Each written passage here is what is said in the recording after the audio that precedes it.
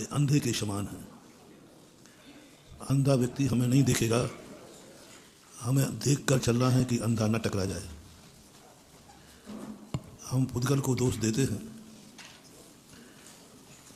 तो पुद्गल को दोष देने वाला ऐसा ही मूर्ख है जो अंधे से कह रहा है अरे अंधा देख के नहीं चलता।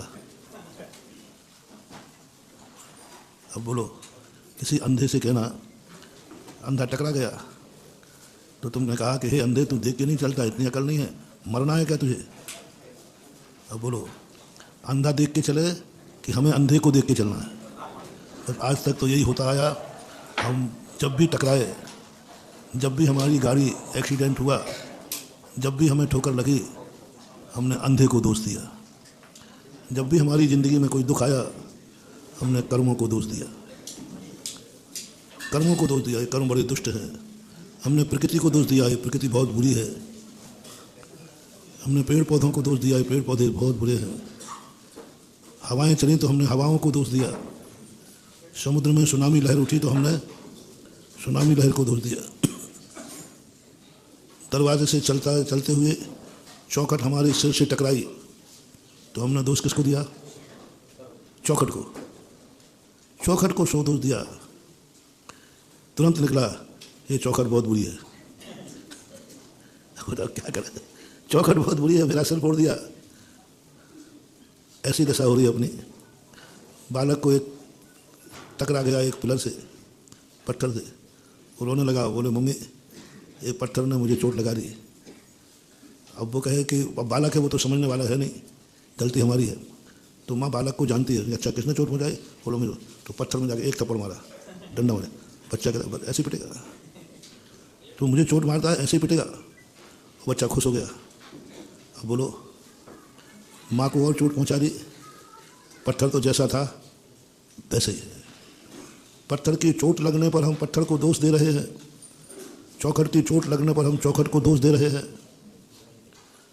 पानी में फिसल जाने से हम पानी को दोष दे रहे हैं। अग्नि में जल जाने से हम अग्नि को दोष दे रहे हैं। हवाएं चलने से हम हवाओं को दोष दे रहे हैं। नदी में डूब जाने से हम नदी को दोष दे रहे हैं। गाड़ी से टकराने से हम गाड़ी को दोष दे रहे हैं। क्या होगा इससे? क्या होगा इससे? और यह स्थिति हमारी ऐसी बनती जा रही है कि हम अपना खुद का स्वरूप खोते जा रहे हैं।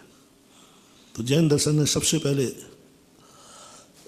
सम्यक चारित्रिका, सम्यक दृष्टि, पहले दुनिया में देखो किस किस के पास दृष्टि है। आंखों का उदाहरण देके मैं समझा रहा हूँ।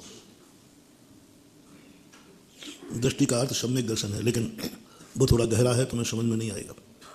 आंखों का समझ में आ जाएगा। किन किन के पास दृष्टि है,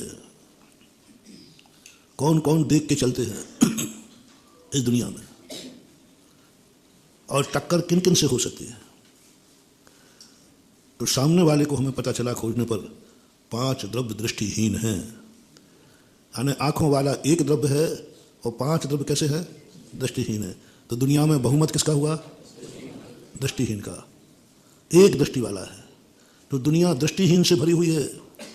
इनसे तुम कोई अपेक्षा मत करना कि ये मेरे से नहीं टकराएं। महाराज इन 5 द्रव्यों को समझाओ कि किसी से न टकराएं, रास्ते में देख के चले, क्योंकि हमारे तुम तो राजा हो ना।